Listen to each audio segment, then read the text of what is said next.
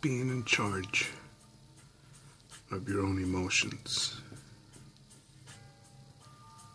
to keep your logical thinking calibrated.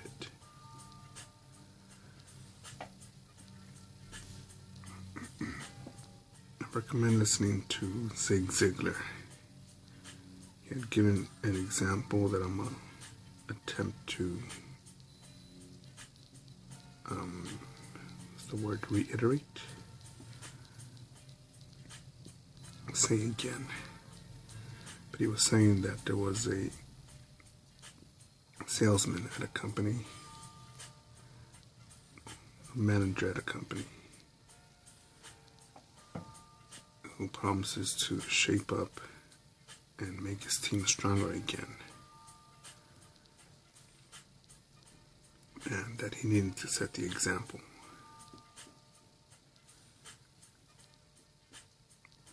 And what happens is he ends up overspending time at the country club, making him an hour late at work, shows up to work. The boss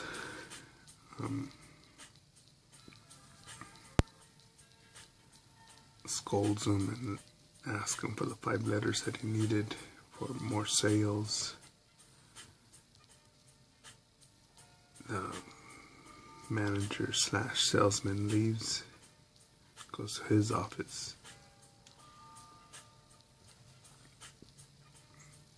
yells at his secretary, "I thought I told you where those letters at. Are they finished? They're not finished. Well, where are they at? Go get them done. If you don't get them done, I'll find someone who will and replace you."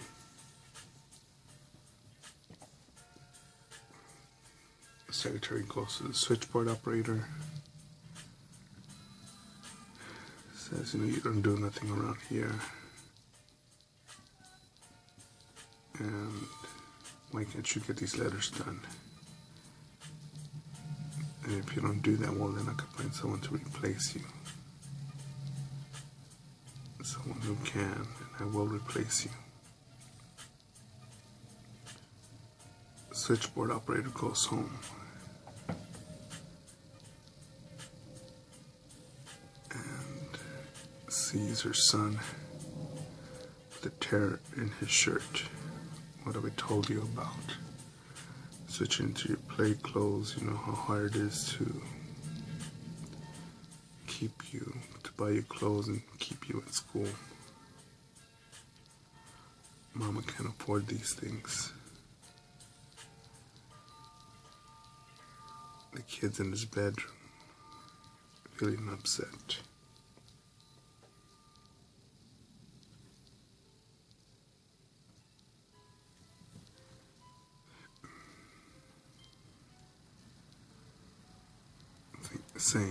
Saying to himself, it was an accident. It could happen to anyone. Why am I in trouble for being in an accident? Didn't do it on purpose. I'm a good boy. And suddenly the cat, the house cat, crosses his path, and he kicks it.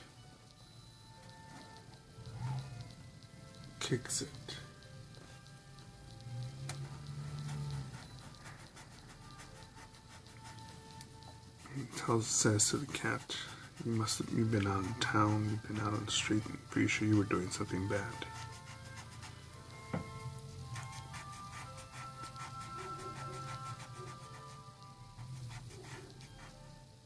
And I mention that story because, some people ask me, "Damn dog, why don't you raise your voice? Why don't you get why don't you get all stressed out for this sort of situation or that one?"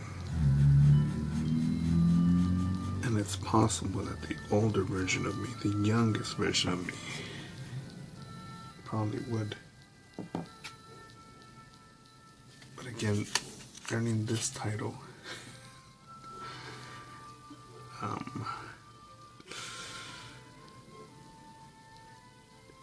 um, pain, stress,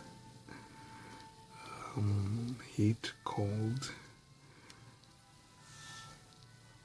The definition of those things expands. And I laugh because one could think, oh yeah, I know what cold is. I live in Detroit. It snows here. Alright.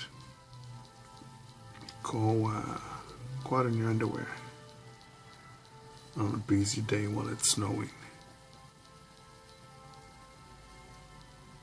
Keep on doing push-ups until you start sweating.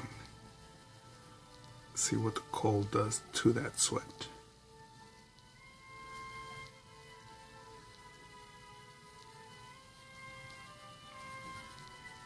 And I'll do that from 5 to 7 in the morning.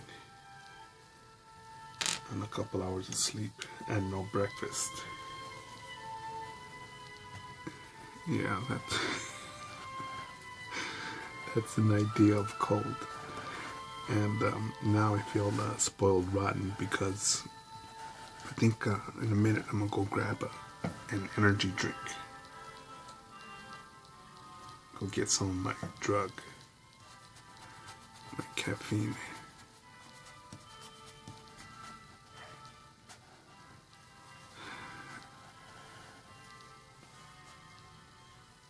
But I'm just want to remind everyone that you could tap out and be like, be miserable like everyone else. Be a sucker like everyone else. Be fragile like everyone else. Easier said than done.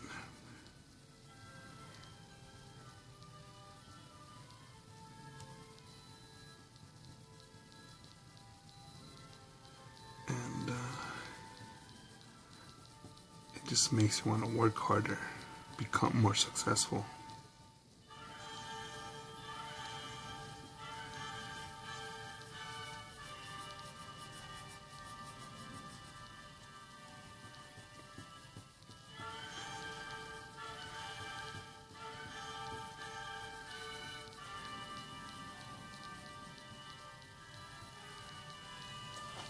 And I'm not saying that it's as simple as, okay,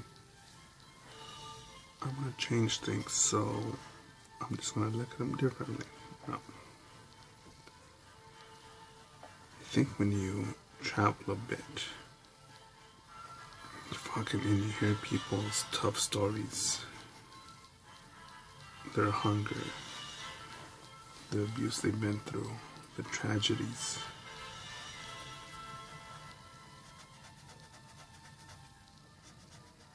And it's beautiful when they go through that and still maintain to be a great person. I mean, how lovely is that? No, I'm not saying that it's a good thing that bad shit happens to good people. But to be a person that decides, look, I face disappointment, betrayal, tragedy, pain, and I didn't become a scumbag. There's a, I don't like going to public parks. I don't. I only go there for my dogs to shit. And it's amazing to see some of the filth that's in there. I remember some clown tried to start some problems with me. Tried to be a real smart ass. And no, I walked away because I didn't want to hurt him. I didn't want to fuck him up and his boyfriend. Just two fucking morons, wannabe thugs. but I could tell that they depend on each other for, those are the kind of guys that won't bite you, they'll jump you. But, you know, and it's, it takes a minute not to think what you could do to them physically. How the nervous system works.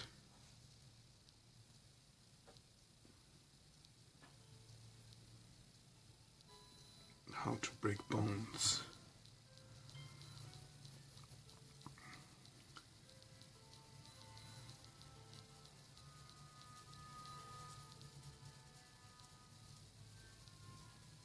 Yeah, that's yeah, so I'll just keep on walking and play fetch with the dogs.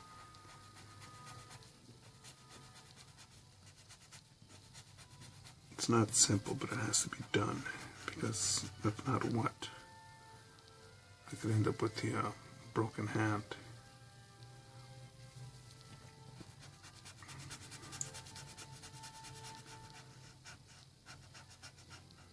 Even with playing with the dogs, I don't play too rough, because they're pretty big dogs, and even here a little fucking sharp teeth there. You can't risk, I do not want to risk injury. No, there's not too much to do.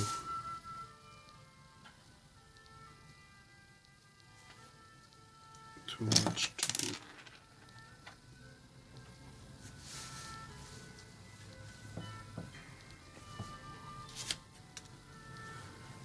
So, yeah, and I'm not saying needed to be a bitch and be like, oh, let that guy push you around, but think of the legal consequences. You know, what is breaking your threshold? What is self-defense?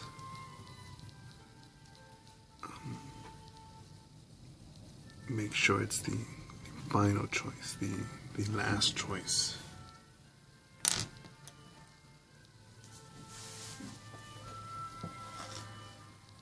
You know, if I got into trouble, too, I would be banned from Australia. They're real strict on having violent offenders get into the country, so.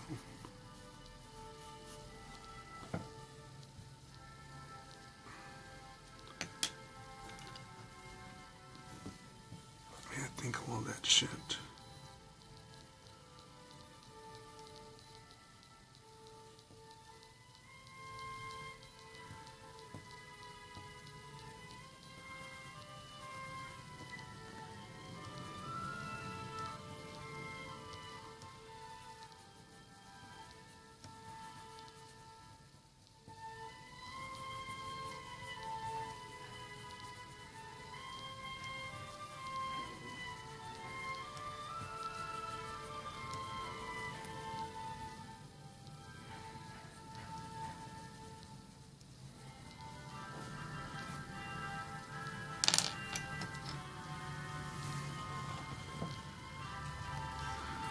And it takes practice.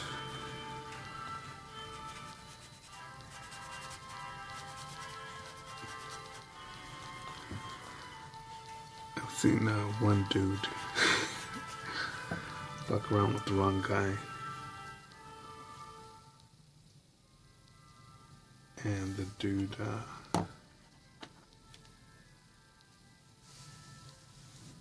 I had to hold the dude back because he was really gonna make that guy regret existence.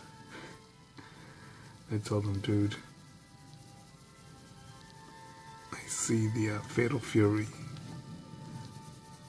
Let's go out for a burger.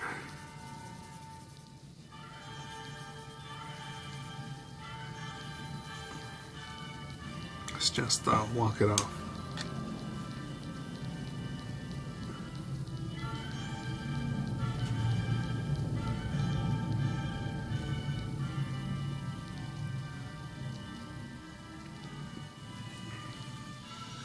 And I think it's also, I think it's the city also that's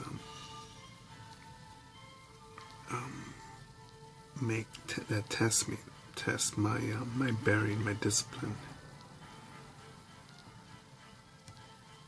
Because I don't think humans are meant to be holed up, caged up.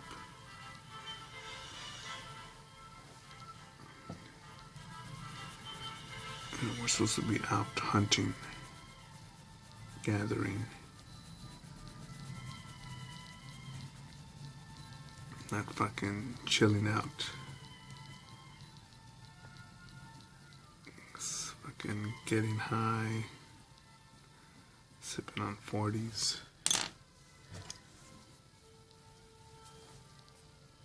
trolling the Lord Emperor Trump on Twitter. Nah.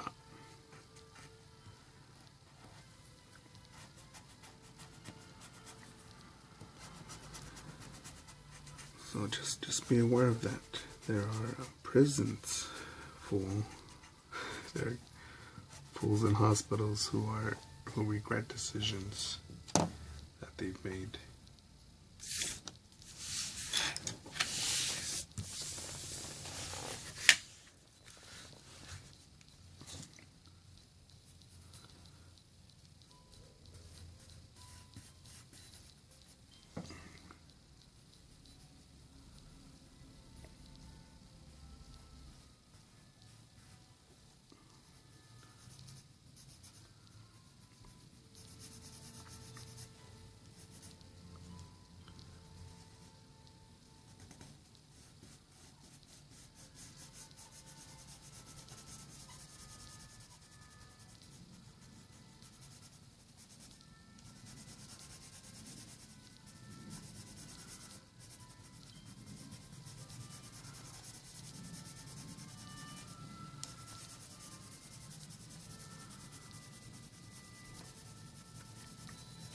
So we all face disappointment, hardship, pain, whatever other bad thing you could think of. But don't let it fuck with you. Take it as a lesson. Take it as a lesson.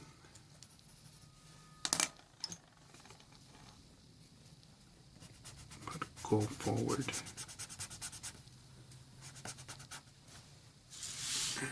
Make it happen.